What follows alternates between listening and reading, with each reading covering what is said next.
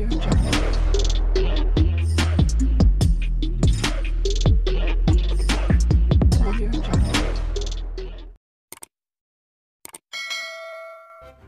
kasih karena memilih channel ini.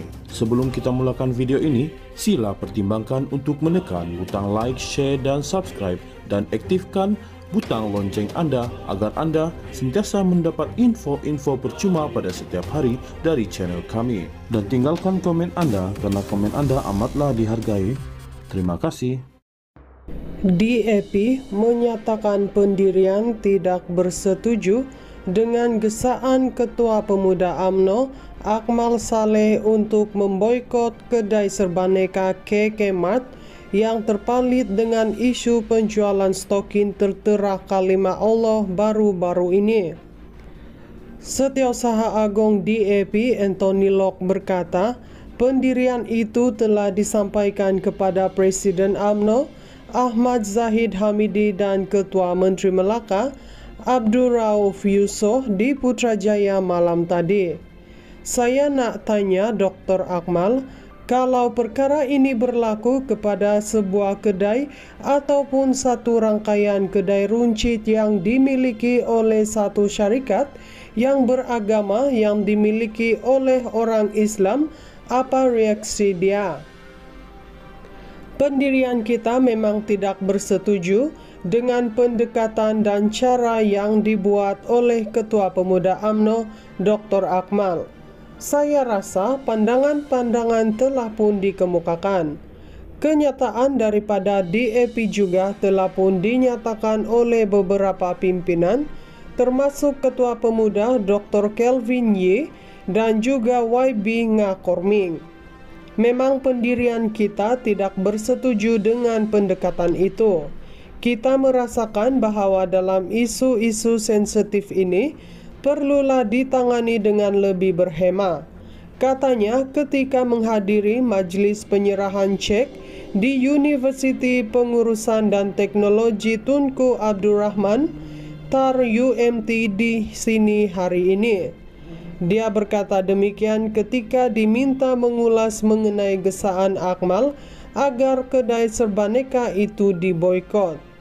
Locke berkata dia juga ada menghubungi pengasas KK Mart dan pengerusi eksekutif kumpulan itu, KK Chai, serta mengaturkan pertemuan mereka dengan Jakim semalam untuk menjelaskan mengenai duduk perkara sebenar. Betul, ada kesilapan yang dilakukan oleh KK Mart dan mereka telah pun mengakui kesilapan itu dan memohon maaf. Apa yang menyebabkan kesilapan itu akan disiasat oleh pihak berkuasa, katanya. Locke menegaskan, ahli politik sepatutnya menjadi jambatan dalam masyarakat berbilang kaum seperti Malaysia dan bukannya menghasut sentimen perkauman. Dalam masyarakat kita yang berbilang budaya, berbilang agama, terdapat banyak isu sensitif yang melibatkan orang Islam dan bukan Islam, dan sebagai pemimpin politik, kita mesti bekerja keras untuk membina jambatan. Tidak kira apa yang berlaku, kita mesti cuba membina jambatan untuk menyelesaikan isu dan meredakan keadaan, bukan untuk menghangatkan keadaan, katanya.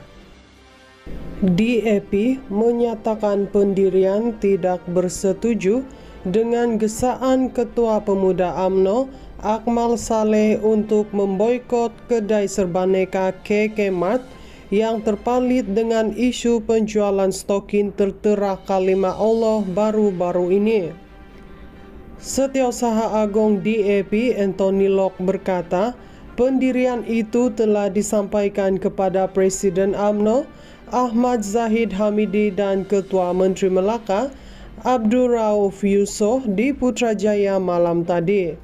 Saya nak tanya Dr. Akmal, kalau perkara ini berlaku kepada sebuah kedai ataupun satu rangkaian kedai runcit yang dimiliki oleh satu syarikat yang beragama yang dimiliki oleh orang Islam, apa reaksi dia?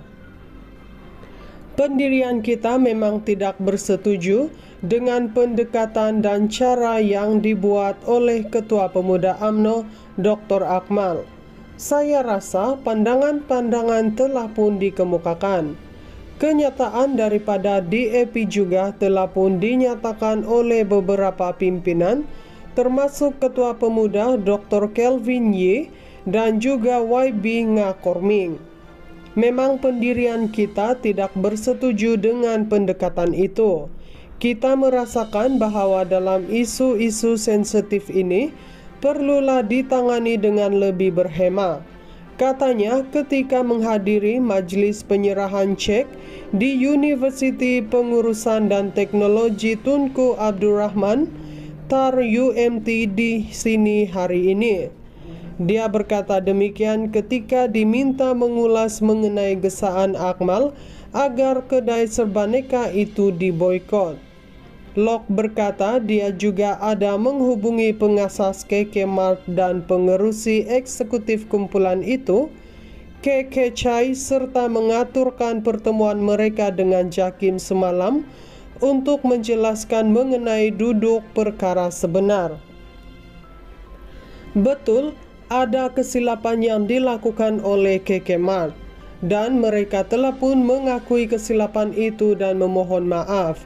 Apa yang menyebabkan kesilapan itu akan disiasat oleh pihak berkuasa, katanya.